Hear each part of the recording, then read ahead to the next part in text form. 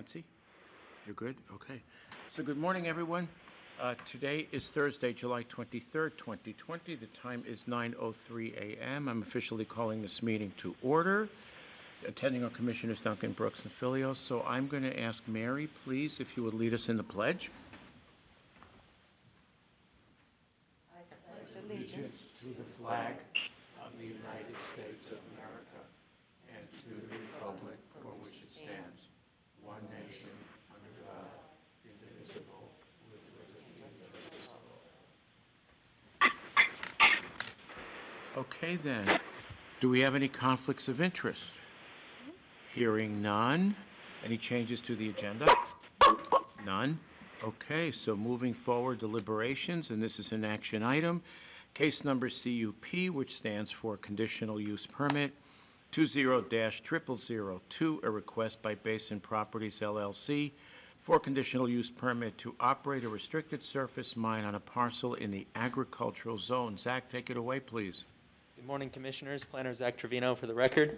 Presenting to you case number CUP 20-0002. This restricted surface mine was originally permitted in 1996 through a conditional use permit. At that time, it was 1 acre in size. It was subsequently permitted a number of times and extended throughout the years until the most recent approval in 2014. The current proposal requests that the current 6 acre mine be extended over the course of the next 30 years to eventually encompass 23.5 acres. This parcel is located on the southern side of State Highway 3 near Cave Lake. And the applicant is proposing that the operation of the restricted surface mine be permitted for another 5 years, at which time they would have to request an extension pursuant to our restricted surface mine performance standards. You have the opportunity to require that a performance bond be put in place, although staff doesn't recommend that based on the fact that the applicant currently has a reclamation plan in place with the Idaho Department of Lands. The hearing examiner recommended approval of this case based on the staff analysis and, of course, provided conditions that the applicant will need to adhere to throughout the operation of the restricted surface mine. I could go into more detail, but that is the basic fact of the case, and if you have questions or want me to go into further detail, I can certainly do so. I'm fine. Any questions?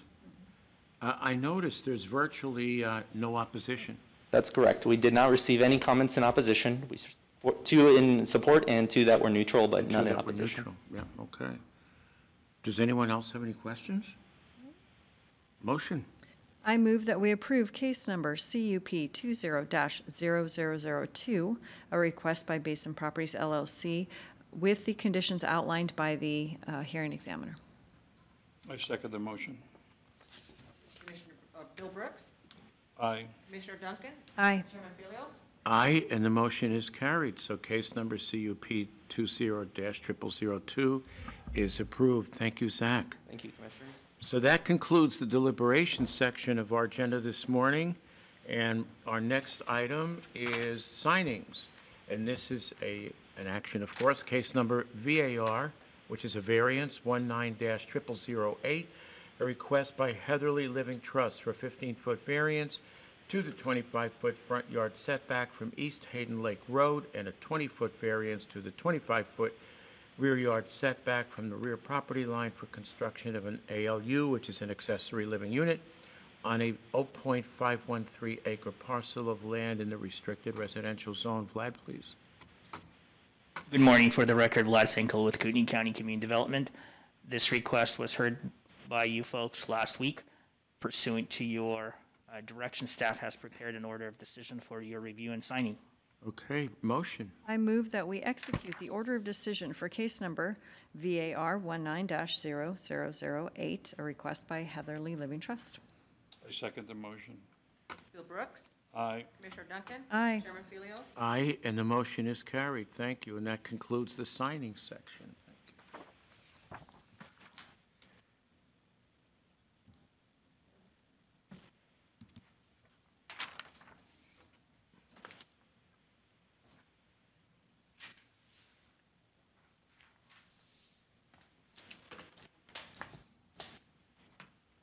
Okay. So moving on to the business segment with our community development organization, we have two items. Item number one, Centennial Trail Landmark Place Emergency Zone Access, Potential action item. Director Callahan, please. Commissioners, David Callahan, Kootenai County Community Development Director. This item and the next item are not really in my wheelhouse, but they're here because they don't fit in any other department's wheelhouse. And Pat and I were thinking this would be a useful way to get it in front of you. In this first case, if I'm remembering right, it's a development in the city that butts next to our Centennial Trail, and they want the ability to get emergency access through the trail. And that makes common sense from a land planning standpoint, but again, this is a city development, city subdivision, and the only reason we're involved is it's Centennial Trail. Pat, can you jump in with details I'm missing? Yeah, Pat Braden, Civil Deputy Prosecutor for the record. Basically, there's two adjacent large parcels that are planned to be developed within the city of Post Falls, and then across the trail there's a parcel, a very small parcel owned by the same company that connects to Lundy Boulevard, which is outside the city limits, and this parcel is outside the city limits also. What they would like to have is an easement across the Centennial Trail right there for emergency access only to this new subdivision. And I think it's a reasonable request. It would only be for emergency access, emergency vehicles, that kind of thing, when needed. It wouldn't be a regular access. That'll come off of McGuire Road. And so, with your consent, go forward and draft an easement deed, and then get the legal description of the easement from their surveyor, and put that in, and then bring that forward to you at a subsequent business meeting for your approval. Okay, I have a question. How do we prevent general access across the trail? Yeah, go ahead, Pat. I'd have to look at the plans to see what exactly they would do, but typically there's a gate. Okay. Typically, they're crash gates with a lock that only the fire department has. Okay, cool. I would like Nick to weigh in on this. I was hoping he could be on the call this morning, but I think I remember him bringing this up to me, and he did have some concerns. So, Nick? Yes. Hi, Nick. Perfect timing. Go ahead. Yeah, so we were just talking about, Pat is on the line, and he let us know that an easement for emergency access only has been requested, and I think you and I spoke about this off Centennial Trail. Yes, ma'am. And I sent my comments to Ben Tarbutton, and encouraged Ben to reach out to Director Dave Fair and Bill Greenwood and Doug Eastwood from the North Idaho Centennial Trail Foundation. Okay. For their comments? I'm unaware if they've submitted any comments. I did speak with Dave Fair just before I was on vacation last week, and he was going to set up, or the city of Post Falls, the last I heard, was going to set up a meeting to discuss essentially the three little bullet point concerns that I had put out there. I was asked for my thoughts, and I provided those, and I'm not sure if they reached out to Bill Greenwood at the city of Coeur d'Alene, who is, of course, part of Joint Powers, managing the trail, and then Doug Eastwood, chairman of North Idaho Centennial Trail Foundation. So I'm not sure if they did reach out to him. I'm unaware. Nick? Yeah, go ahead, Pat. Pat Braden. I wasn't privy to your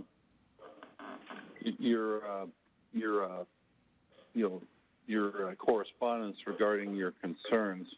I was going to suggest I had suggested that community development reach out to you for your comment, but I was just curious what your concerns were. Sure, absolutely. And Pat, are you at a computer right now? Do you have access to your? Okay, so I'm shooting you that right now, just so you can take a peek. Okay, yeah, I'm actually on KC WebMap looking at the parcels in question. So. Great. Okay, I'll go ahead and just, I'm going to read you essentially, or just touch on, but I just forwarded you the email.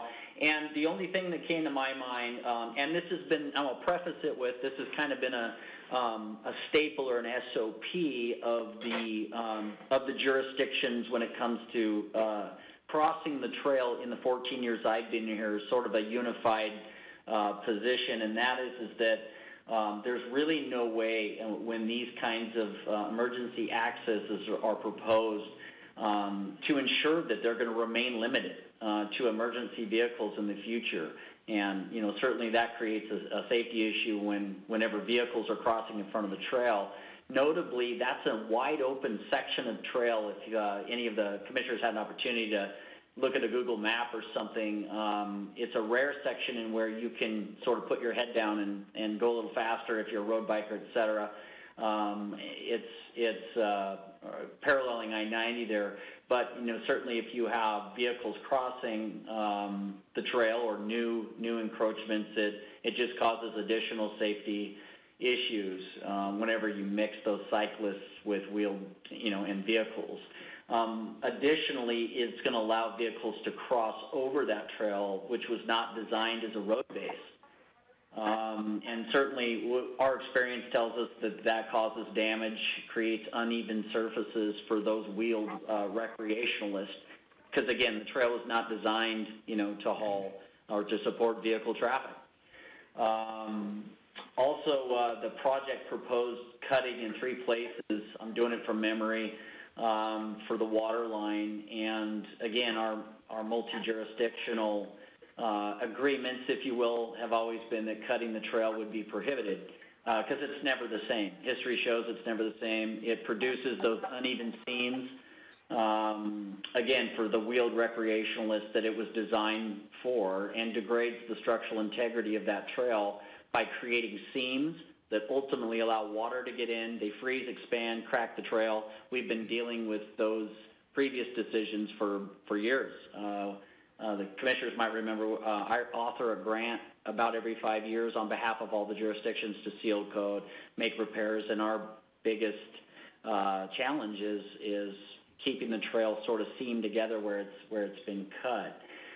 So essentially, I mean, it doesn't benefit the the users of Kootenai County, or the trail users of Kootenai County, this development, and that section of the trail along that 23 contiguous miles is really kind of a rare area that allows true separation from those urban development areas, and, you know, provides that quiet, wide open experience. And again, if you take a Google look there, you'll kind of see that unique part of the trail system is dwindling.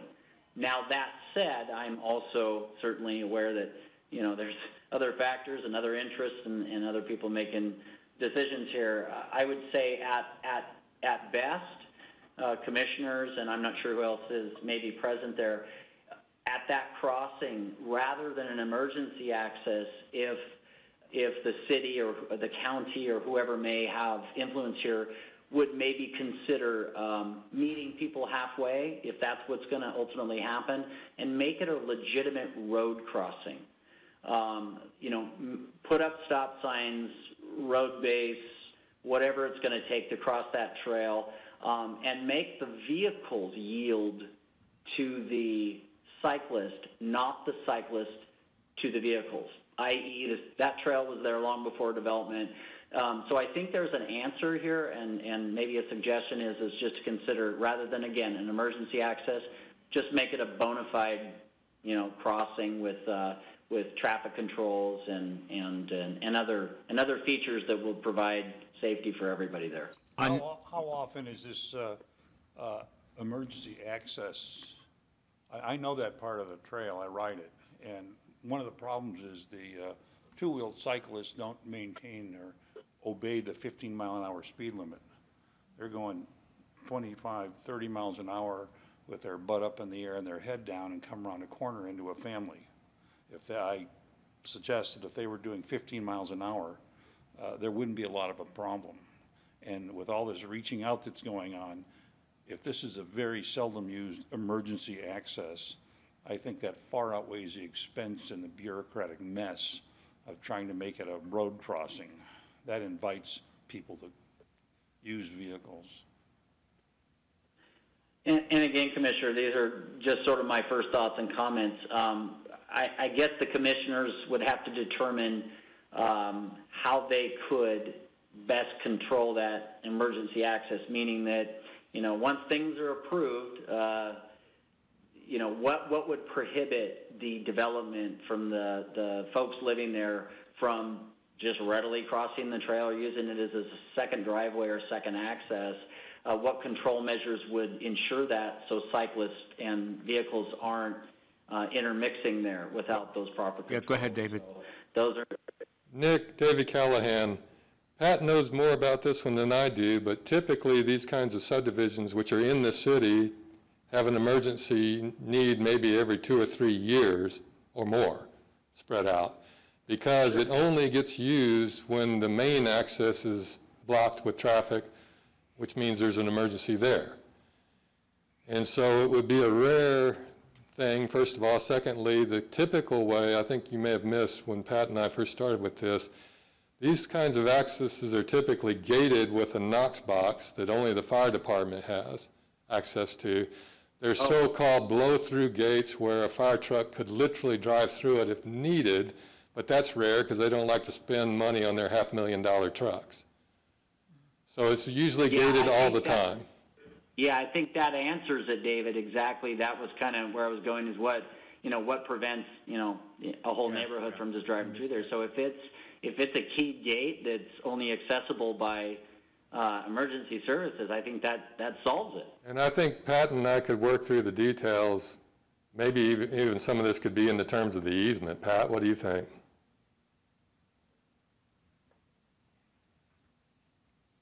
Pat? Sorry, I had muted myself, but yeah, and I think, to address the other issue, I think it would be reasonable to require the developer to maybe, when the crossing is constructed, cross it in such a way that, it'll withstand what heavy vehicle traffic may have to come through there, on those occasions that they do have to use it, to address Nick's legitimate concern about trail wear. If there is an emergency that especially would require multiple heavy vehicles to go through the access. But Pat, this is Chris. Can we actually roll that into the motion? Or is that a separate consideration? Well, I think we can certainly, include in the motion to advise the city of Post Falls through the development approval process to heed, to take, serious consideration to Nick's comments.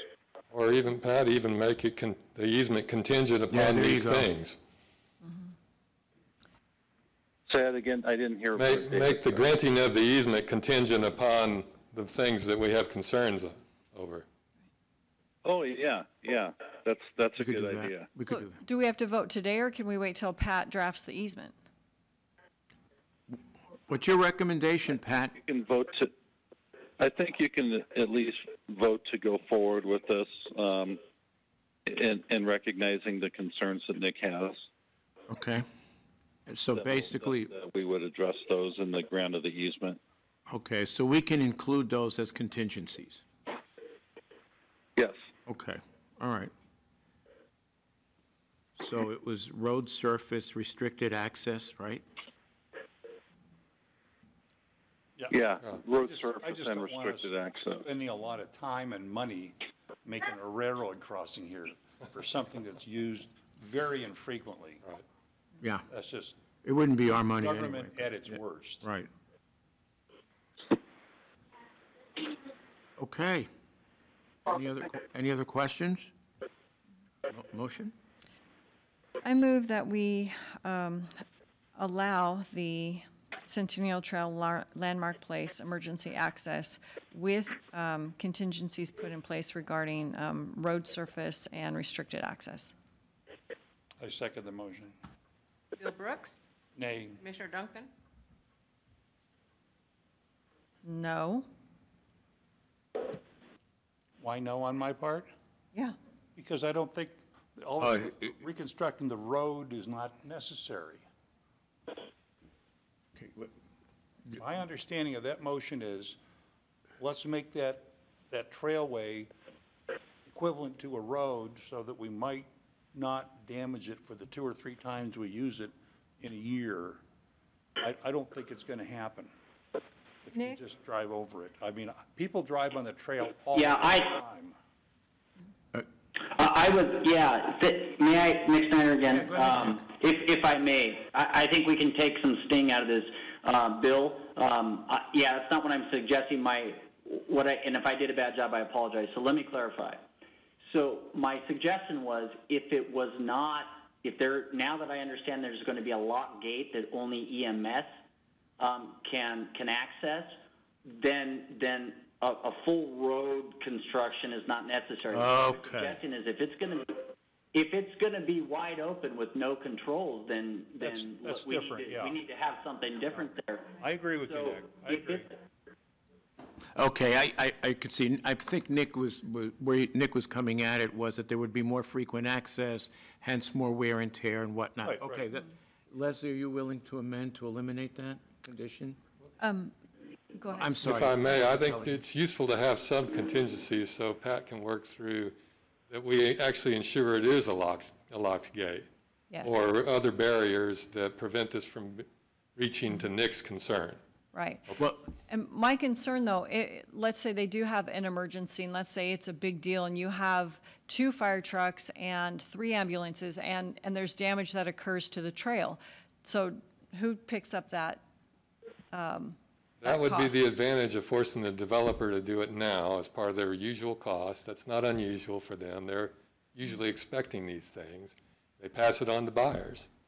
Right.